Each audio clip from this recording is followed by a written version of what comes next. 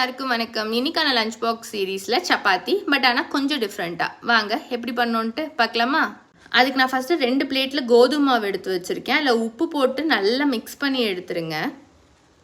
நான் இதில் வெஜிடபிள் பியூரிக்கு கேரட்டும் பீட்ரூட்டும் எடுத்து வச்சிருக்கேன். உங்கள் சாய்ஸுக்கு நீங்கள் எதுனாலும் எடுத்துக்கலாம்.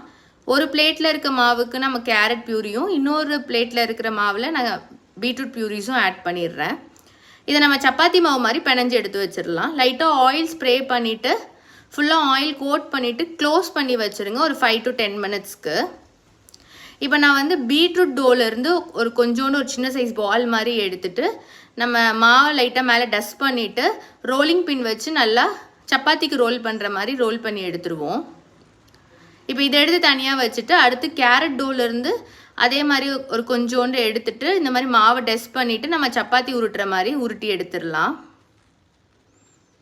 இப்போ நான் செய்கிற மாதிரியே கரெக்டாக ஃபாலோ பண்ணுங்கள். இப்போ அந்த கேரட்டோட சப்பாத்திக்கு மேலே இந்த பீட்ரூட் இதை வச்சு நான் ரோல் பண்ணுற மாதிரி இந்த மாதிரி ரோல் பண்ணிக்கோங்க. ரொம்ப அமுக்கிற வேண்டாம், சும்மா மேலாப்பில் அப்படியே ரோல் பண்ணுற மாதிரி பண்ணிடுங்க. இப்போ இந்த 2 பக்கம் எட்ஜஸை கட் பண்ணிவிட்டு நடுவில் கட் பண்ணி எடுத்திங்கன்னா உங்களுக்கு உள்ளுக்குள்ளே அந்த ஸ்ப்ரிங்காக இருக்கிற மாதிரி இருக்கும். நம்ம எல்லா மாவையும் இந்த மாதிரி கட் பண்ணி எடுத்துருவோம். இப்போ இந்த ஒரு மாவுலையும் நம்ம இப்போ அதை ரோல் பண்ணி எடுத்துடலாம். லைட்டாக மாவை டஸ்ட் பண்ணிவிட்டு நடுவில் ப்ரெஸ் பண்ணிவிட்டு நம்ம எப்படியும் சப்பாத்திக்கு ரோல் பண்ணுற மாதிரி ரோல் பண்ணி எடுத்துடலாம். ரொம்ப தின்னாக போட வேண்டாம். இப்போ நம்ம எல்லா மாவையும் ரோல் பண்ணி எடுத்துட்டு நம்ம சப்பாத்தி கல்லில் போட்டு சுட்டு எடுத்துடலாம்.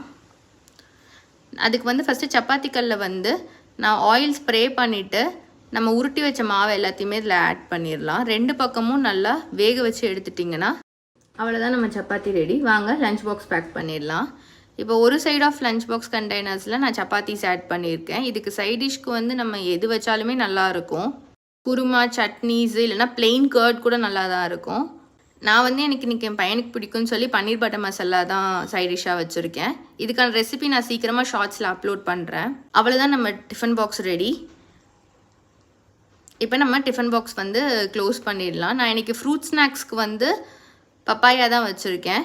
நீங்கள் என்ன பேக் பண்ணீங்கன்னு சொல்லி எனக்கு கமெண்ட் பண்ணுங்கள். இந்த மாதிரி மோர் வீடியோஸ்க்கு சப்ஸ்கிரைப் பண்ணி வச்சுக்கோங்க. தேங்க்யூ, பாய்.